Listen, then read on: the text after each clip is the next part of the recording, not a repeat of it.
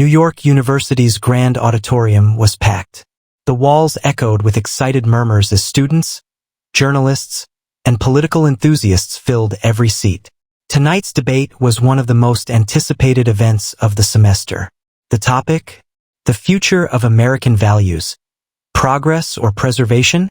At the center of the stage stood Emily Carter, a fiery liberal activist, known across campus for her passionate speeches and unapologetic views. She was the darling of progressive circles, often seen leading protests and advocating for radical change. Across from her stood Barron Trump, tall, composed, and reserved, but with a reputation for being sharp-minded and articulate. As the moderator stepped up, the crowd hushed. Ladies and gentlemen, welcome to tonight's debate. Our debaters need no introduction, but for formality's sake, on the left, we have Emily Carter, a senior political science major and leading voice in campus activism. And on the right, we have Barron Trump, son of the current president of the United States and an outspoken advocate for traditional American values. The applause was mixed, cheers from both sides, and a few jeers thrown in for good measure. The tension in the room was electric. The moderator continued, "The rules are simple. Each participant will have 2 minutes for an opening statement, followed by a structured rebuttal and an open floor for discussion." He turned to Emily. "Ms. Carter, you may begin." Emily stepped forward, gripping the podium. "Thank you. America was built on change, on progress. The values that some insist on preserving are often the very barriers that hold us back. Whether it's outdated notions of family, rigid traditions, or economic policies that favor the wealthy elite, we must ask ourselves, are we clinging to a past that no longer serves us?" Cheers erupted from the left side of the audience. Emily smirked, glancing at Barron. "People like my opponent believe in holding onto the past because it benefits them. But America is evolving, and those who resist progress are simply afraid of losing control." Barron remained still, his expression unreadable. When the moderator gestured to him, he stepped forward, adjusting the microphone. "Thank you," he began, his voice calm but firm. "Emily speaks of progress, but she assumes that anything old is inherently bad and anything new is automatically good. That's a dangerous mindset. Traditions aren't obstacles. They are the foundation of a strong society. Family values, economic responsibility, and national pride aren't relics of the past. They are what made this country great in the first place." The conservative side of the crowd roared with approval. "And let's be clear," Barron continued, "change for the sake of change is not progress. True progress happens when we build on the strengths of the past, not when we tear them down. That's why radical liberalism fails. It seeks destruction, not improvement." Emily's jaw tightened. She hadn't expected him to be so composed. But the real battle was only beginning. The crowd buzzed with anticipation as the moderator nodded toward Emily. "Ms. Carter, your rebuttal." Emily took a deep breath and leaned forward. "It's easy to romanticize the past when you've benefited from it," she snapped, her voice sharp.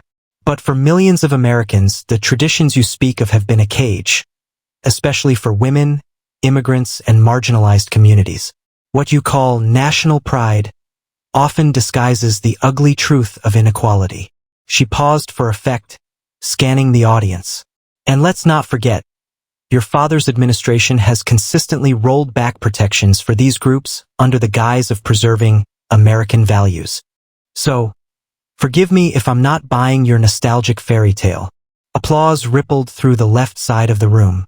Emily felt a surge of confidence. She had debated countless conservatives before. None could hold their ground for long. She was sure Barron would falter next. But he didn't. Barron adjusted his cufflink and stepped back to the podium. His voice remained calm but cut through the noise like a blade. "You speak about inequality as if it's exclusive to modern America," he said. "But do you know what truly keeps people trapped? Dependency." A murmur swept the room. For decades, politicians like the ones you support have pushed policies that create reliance on the government rather than empowering individuals. You don't lift people up by making them dependent. You do it by giving them the freedom and tools to succeed. He turned slightly toward Emily. And as for women and immigrants, you seem to think that embracing traditional values means oppressing them. My mother, an immigrant herself, is one of the strongest women I know. And unlike your version of empowerment, she didn't need to tear others down to rise up. The audience erupted, with the conservative side cheering wildly. Emily's confident smile faded just a bit. This wasn't the passive rich kid she had expected. Barron Trump was proving to be a formidable opponent. Let's talk facts, Barron continued, seizing the momentum. Under my father's administration, unemployment rates for women, Black Americans, and Hispanic Americans reached historic lows. Economic opportunity, not endless government programs, is what changes lives. And despite your rhetoric, those are the numbers that actually matter. Emily's nails dug into her palm. She wasn't used to being challenged like this, especially not with data. The moderator stepped in. Ms. Carter, your response? Emily's voice hardened. Those statistics don't tell the whole story. What you call economic opportunity is often built on the backs of the working class, while the wealthy, your family included, reap the benefits. Your father's tax policies widened the wealth gap and made it harder for middle-class families to survive. Barron tilted his head slightly, as if amused. You mean the same tax policies that doubled the child tax credit and lowered taxes for millions of middle-class Americans? He shot back smoothly. Funny how you left that part out. The crowd erupted again, this time louder. Emily's composure wavered. She knew she needed to regain control before Barron steamrolled her completely. So, tell us, she said, leaning in with an icy smile. What does a billionaire's son really know about struggle? Barron didn't flinch. Struggle isn't defined by your bank account. It's defined by your character. And while you spend your time attacking people like me, I focus on solutions that actually help struggling Americans. His words hung in the air, heavy with finality. Emily shifted uncomfortably. For the first time, she realized this debate wasn't going the way she had planned. The moderator, sensing the rising tension, spoke up. Let's move to the next segment, education and free speech on campus. Barron leaned back slightly, his face calm and collected. Emily, on the other hand, clenched her jaw, preparing for the next round. But deep down, she couldn't shake the feeling. She was losing ground. The auditorium's air grew heavier as the moderator shifted to the next topic. Let's discuss a particularly heated issue: free speech on university campuses. Ms. Carter, you may begin. Emily steadied herself. This was her wheelhouse. She had led numerous protests against so-called hate speech on campus. If there was any topic where she could regain control, this was it. She stepped forward, her voice crisp and passionate. Free speech is important, but it is not a free pass to spread harmful, oppressive rhetoric. When marginalized students feel unsafe because of the words and ideas being platformed, universities have a responsibility to step in. A ripple of applause spread through the progressive side. Emily continued, people like Barron Trump think free speech means giving a megaphone to racism, sexism, and bigotry. But there's a difference between free expression and harmful speech. And if protecting vulnerable students means limiting certain voices, so be it. She shot a pointed glance at Barron. Frankly, free speech isn't under attack. What's under attack is basic human decency. The left side of the room cheered, with some students standing to clap. Emily's confidence returned. She turned toward Barron, waiting for him to stumble over his rebuttal. He didn't. Barron approached the podium with the same calm precision he'd shown all night. His voice, steady as ever, filled the room. Free speech isn't about protecting the speech you like. It's about protecting the speech you don't like. Anything less isn't free speech at all. It's censorship. He let the words sink in before continuing. When you silence people because their views make you uncomfortable, you're not defending vulnerable students. You're destroying intellectual freedom. The room fell silent. Even some of Emily's supporters seemed unsure how to respond. Barron pressed on. And let's be honest, who decides what counts as harmful speech? You? University administrators? Once you start policing ideas, it's only a matter of time before your own views are on the chopping block. A murmur of agreement rippled through the conservative side of the audience. Emily folded her arms, but Barron wasn't finished. "Your logic is dangerous," he said, his tone sharpening. "Universities should be places where all ideas are debated openly. When you censor opposing views under the pretense of safety, you aren't protecting anyone. You're just afraid your ideas won't hold up under scrutiny." Emily's fingers curled around the edge of her podium. "It's easy for you to say that," she shot back. "You'll never know what it's like to be a minority student facing discrimination." Barron's expression didn't change. "So your solution is to silence people like me? The truth is, the First Amendment applies to everyone, whether you agree with them or not." A loud cheer erupted from the right side of the room. Barron leaned forward slightly, delivering his final blow. "Censorship isn't compassion, it's cowardice. And no matter how much you dress it up with progressive buzzwords, shutting down speech is still authoritarianism in disguise." For the first time all night, Emily hesitated. Her usual talking points felt flimsy against Barron's unwavering logic. She opened her mouth to respond, but no words came out.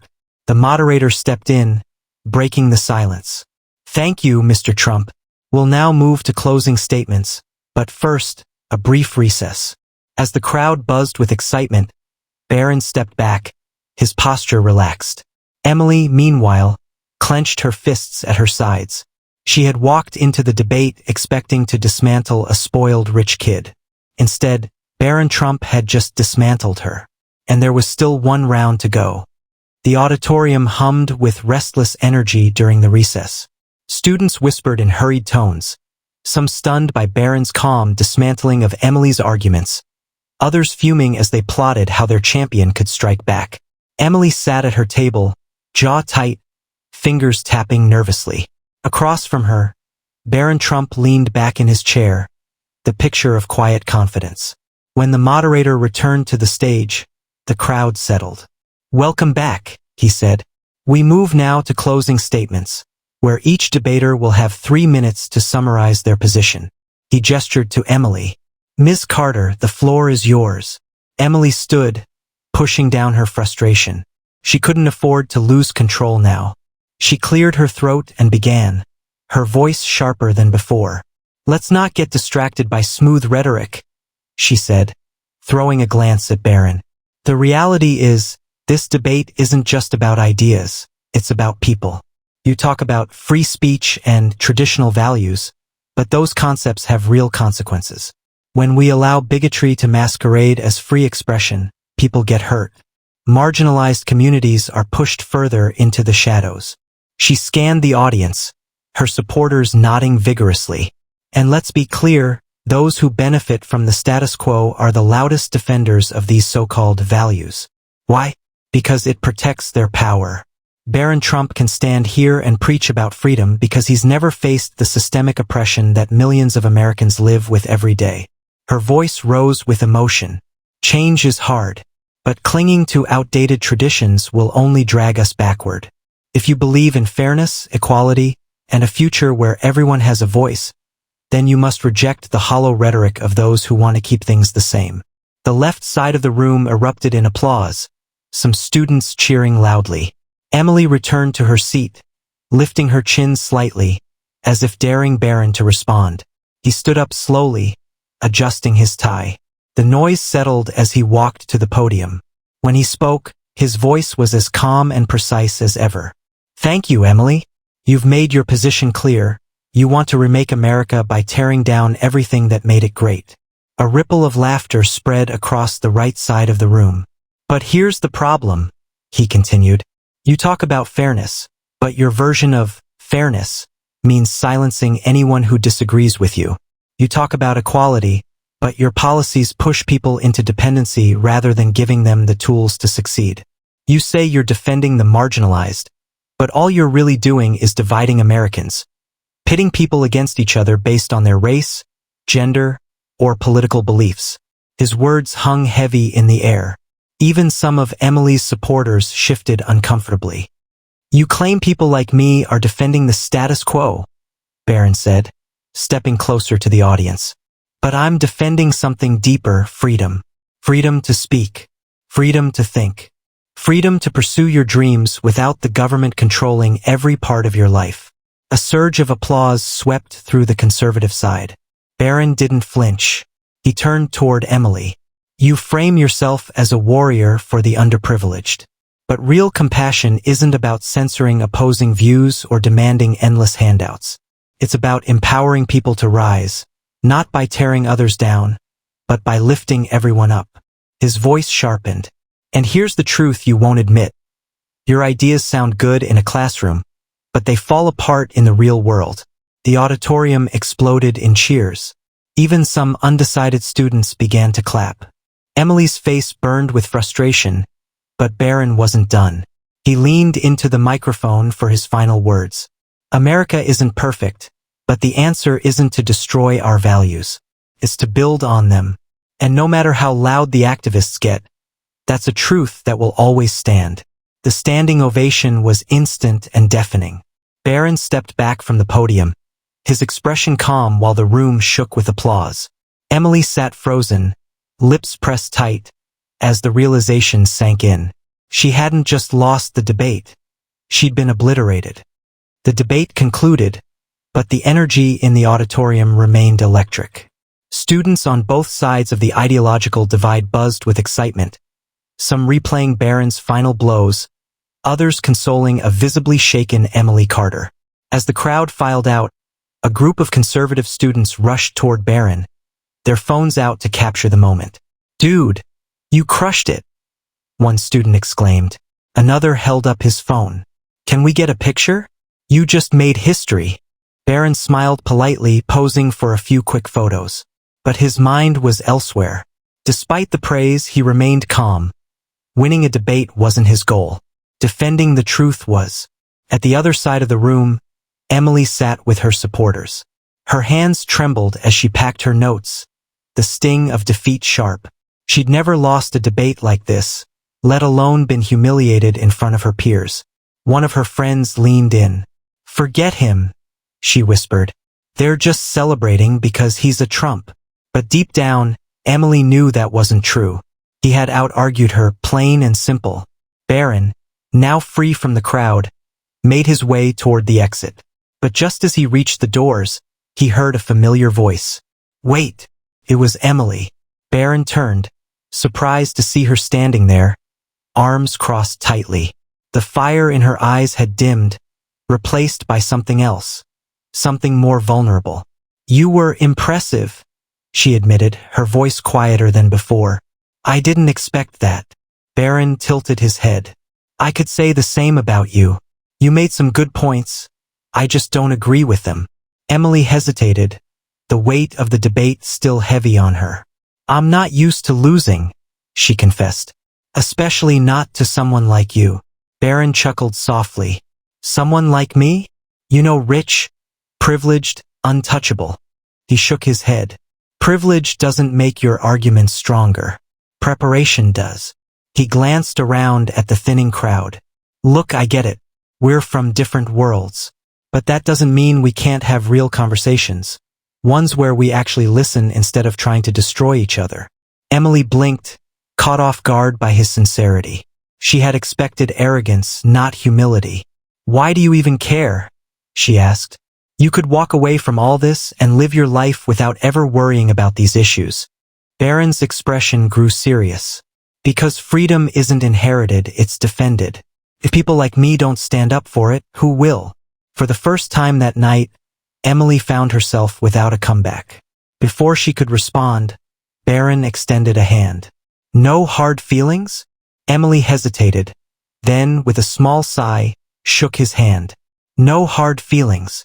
As Barron walked away, Emily stood quietly, watching him disappear into the night.